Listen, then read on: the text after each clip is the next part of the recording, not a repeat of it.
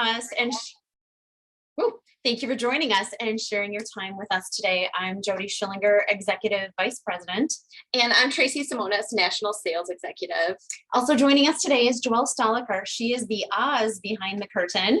She will be monitoring the chat area for any incoming questions, and we truly encourage you to join in the conversations.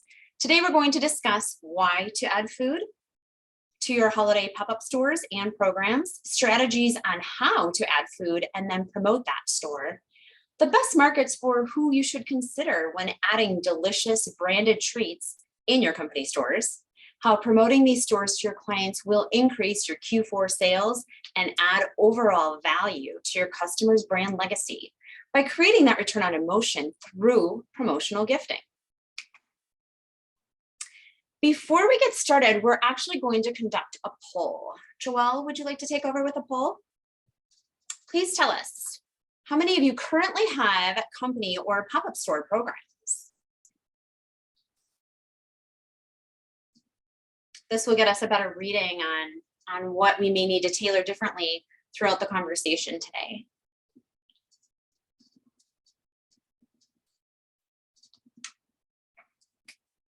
We should have some popcorn and a movie going on right now. That, like yeah. Jeopardy. Well, you're doing a great job so far. That would be awesome. All right, 67% have pop-up stores. Great. Our next poll is, we're getting there. How many feature food in that program or store?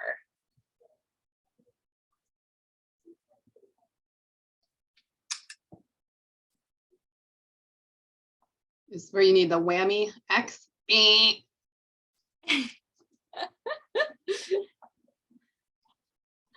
Oh, wow.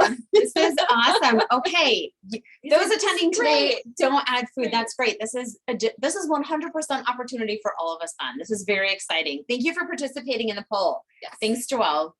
Yes. That's great. Oh, I'm not working here. Okay, well, let's just dig right in and start snacking on some information. So first question, why add food to your holiday program or pop-up stores? This is an easy one. Sell what is hot. What is hot right now? So ASI deemed food gifts as the 2021 product of the year. This is what your customers are wanting, but they probably don't know that they can purchase it from you. So New York Post hosted a survey. The survey found that 73% of Americans would rather receive the gift of food over some other type of object this year. I'm not surprised at all. I recently attended an event and I was gifted with not one, not two, but 3 different types of drinkware. When I brought them home, my husband looked at me and jokingly told me to get them out of the house. You can only have so many that you actually use, right? Another statistic by Food Business News, they found that 71% of North American consumers surveyed said they wanted to try a new and exciting chocolate experience. When is the last time you had a piece of any type of chocolate or good candy that just melted in your mouth? That's about how good that made, think about how good that made you feel and how many others you told about that experience after that happened. I'm waiting until after the webinar to do mine today. That's when I'm going to have my piece of chocolate. If you're going to add product to pop-up shops and company stores, do it in good taste. We use a lot of food puns here. So Packed with Purpose shared that 76% of respondents rate the taste of the food as the most important aspect of that food gift. With Maple Ridge Farms, you have 42 years of trusted quality and flavor. Forbes estimates that the corporate gift market will reach $242 billion in 2022. Experiential marketing and the ability to build a memorable connection for your customers through meaningful promotional gifting generates that loyalty. New York Post states that 79% of Americans agree that food has the ability to bring people together and do just that, create memories. Let's focus on opportunities to host company stores and pop-up shops now that we've talked about why food. A company store is built to handle the special needs for several different opportunities. Very often, though not always, a company store sells branded merchandise, marketing goods, or incentive products for a specific company. Several different reasons that company stores are created could be for employee recognition, corporate gifting, onboarding new employees, and holiday stores. 'Tis the season. If you're interested in digging into the dynamics and the statistics on company stores, I really encourage you to go ahead and listen to a webinar that was done just yesterday. That would be September 13th with MIPA.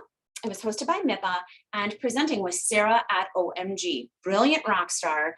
And she really delivered some bite-sized nuggets of valuable information on how and why to build a store for your customers. We have been able to help distributors write some really incredible revenue with company store business while delivering that brand awareness and creating a legacy for their customers, simply by adding delicious opportunities to their program. Over 22% of our business comes from company stores and pop-up shops. Our largest program in 2021 generated $469,000 in net sales. While that is a little bit of an aberration, most of our programs do anywhere between $10,000 to $50,000 in sales simply by adding food. Pop-up shops, they're gaining momentum by the minute. What is a pop-up shop? Again, Sarah's webinar really focused on the difference between company stores, e-commerce, and pop-up shops. It was very valuable information, but a quick and easy web store is a pop-up shop. It's similar to a full company store program, but there's no long-term commitments. They're often used for like holiday, short-term promotions, event-driven merch, product launches, and other really target-specific marketing plans. What makes them unique is they're typically more personalized and really tailored to that project. They're unique ways that you can talk to your customer, and they create a call to action. Create an opening and close date during a merch drop or the excitement related to that drop, and you will be able to harness the power of that buying power in a very quick, accurate way and close down shop. So now that we've talked about why to add food and how to add food, or how food is used within pop-up shops and company stores, let's talk about who are the best end buyer markets for program business. So who is the best end buyer? All of them. All of your end buyers can benefit from adding food to their programs. Food does not discriminate at all. But we do get that question often. So what we did is we actually took all of our orders and we came up with a little pie chart of the best markets to promote food. Banks actually came in first, followed by financial services. Technology was third. You can read the pie chart. We'll definitely get this to you at the end of the presentation as well for you to reference later. Food does not discriminate. Exactly. Everyone loves it. Everybody does. There's no typical company store program. So just keep that in mind that, you know, even if you're thinking, oh my gosh, this customer would never purchase food from us, try it. Have you ever asked them? Just throw it out there and just give it a, give it a fair chance. Create the opportunity. Create the opportunity. Yeah. Okay. So how can you highlight food in your company stores? Let us share some ideas on how to do this. We have beautiful imagery to create and entice engagement. We suggest that you create a subcategory within the store to really highlight the food that you're going to be adding. Why create a subcategory? We get this question all the time. So food can kind of get lost within the hundreds of other items that are being offered in the store. By creating that subcategory, it really draws attention to the food gifts only, and your end buyer will not get overwhelmed with so many different products. The second reason is your customer probably is buying some type of food gifts for the holiday season. Most of the time, they don't even think of you for their holiday food gift needs, and they're going directly to Costco, Sam's Club, or other direct order food gift companies. You need to make them aware that they can order these products directly from you, and the quality is going to be there. Like we said before, that's really something that we strive on. So that quality and that customer service is exceptional. And the result, the increased revenue for you and your overall value added to both you and your customers. Yep, sorry about that, everyone.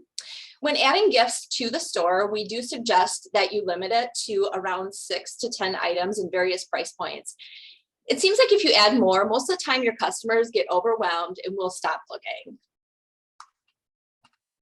And also, when you're considering adding gifts, make sure you're adding gifts for both individual gifts and gifts that can easily be shared, because sometimes these are sent directly to customers' homes. Sometimes they're sent to the offices. So if you have a combination of both, it just provides diversity to the store, and it allows your customer the ability to choose their items, and it'll provide more opportunities for purchase. We've put together a list of some of our best-selling items that we've seen within programs. This is bestsellers and new favorites, and it just gives you a proven track record of what sells, and additionally areas of strong inventory that we have. And we'll include this list of items in the follow-up that we'll email to you after this. While our chocolate items are still our bestsellers, of course, our English butter toffee is still number one. Our charcuterie sales have tripled in the past 2 years. As we mentioned earlier, provide options to your customers so they don't shop elsewhere. What's next? We've talked about the who, what, where, when, and we're going to talk about how now. Once you build the store, you must promote it. It's like coming up with a marketing plan and not executing on it, essentially. So promote, promote, promote. Promote the store via email, mail, phone, and social now through the end of the year or prior to your close date. Get clever, create that sense of urgency, share the close date, and encourage the buyers to purchase early. This will help eliminate procrastination and will help avoid them from shopping elsewhere. If you tell someone they need to make a decision within 3 days, they will make a decision. It's easy for them because they know there's a deadline. Create that urgency. When it comes to promoting that store, the tools that we offer are pretty endless. As Tracy mentioned earlier, our lifestyle imagery, videos, and engaging descriptions really allow your viewers to get lost in a world of foodie delight, so to speak. Lean on us or even our website, which is loaded with ready-to-use ideas. We have flyers, virtuals, and the tools with our trusted knowledge to assist you in successfully executing your mail, email, social media, and even phone campaigns. We have one customer who did nothing but phone campaigns, one customer who did nothing but LinkedIn campaigns. Everyone is different. The execution is instrumental, and we have the tools to help you succeed. And yes, some customers build stores and they still mail the paper forms. We can help you create those too. Share your platform with us and share your needs. Really open the conversation up with us and allow us the opportunity to be your trusted partner on this program journey. We talked about different platforms. Where can you find our products? We have partnered with some really great people in the industry, and our products are verified and offered on all 6 platforms that you see here.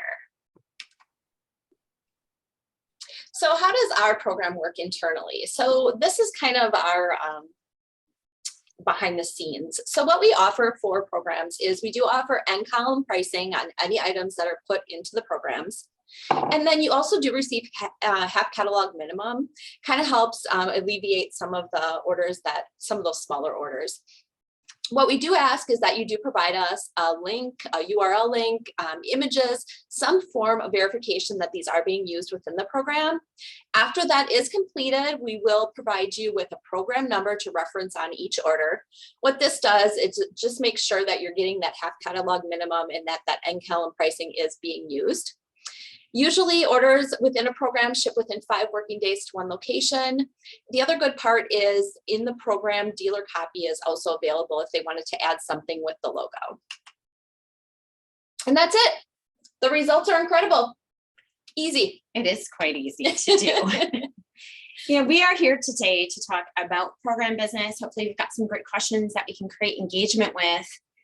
But the bottom line is that we don't want to overlook the simplicity of selling food gifts to existing customers. Just because customers don't ask for food does not mean that they're not buying it elsewhere. Consider taking advantage. We've got a great self-promotion. It's 30% off all regularly priced items. And when you gift your customers and prospects with this delicious promotional gift from you, embracing all 5 senses, they will consider it. Next time they're in Costco going to pick up a popcorn tin, they will think of you. Sometimes the best way to introduce food as a promotional experience is to show them. Keep this in mind as well. Even though it's, you're offering these items in a program, you still can take advantage of that 20% early order discount. So the 20% early order discount that is on any orders that are placed before October 1st, and they do not need to ship as late as December 2nd. So it just helps us with inventory on our end. So that 20% discount would still apply to any of these items that you're putting into the program. Gives your customers time to relax towards the end of Q4 when most people are running races yet around all of the tasks that need to be done. Yes. Help them secure the orders early. Let's go ahead and open the floor for questions.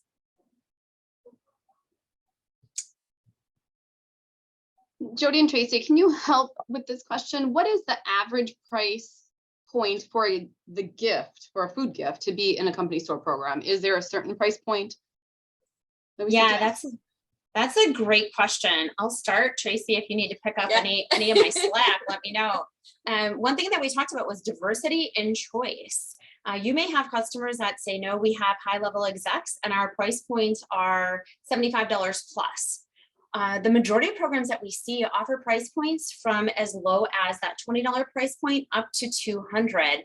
By creating a little bit of diversity, you're allowing everyone a chance to be at the plate and eat dinner together. So there's no real price point in that, Joelle. That's a great question.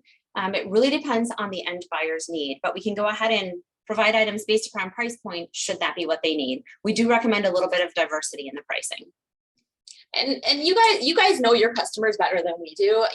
Are these going to be sent to individual homes? Are they looking for something as an individual gift?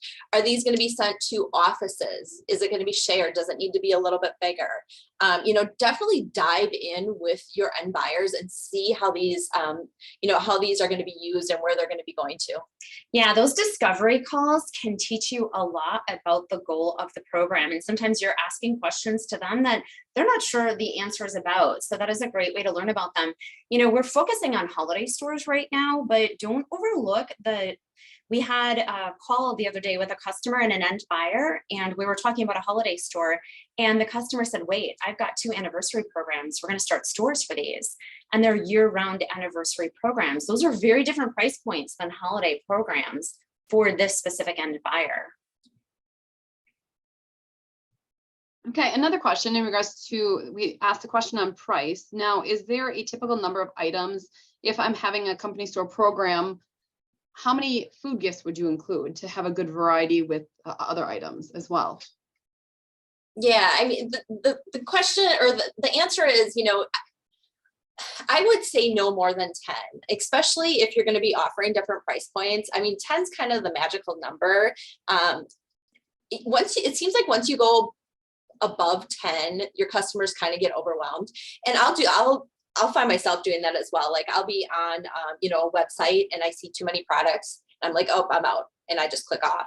So, you don't want to overwhelm them, but you do definitely want to give them enough options that they're like, oh yeah, this one might work or this one. So, the magical number is kind of 10.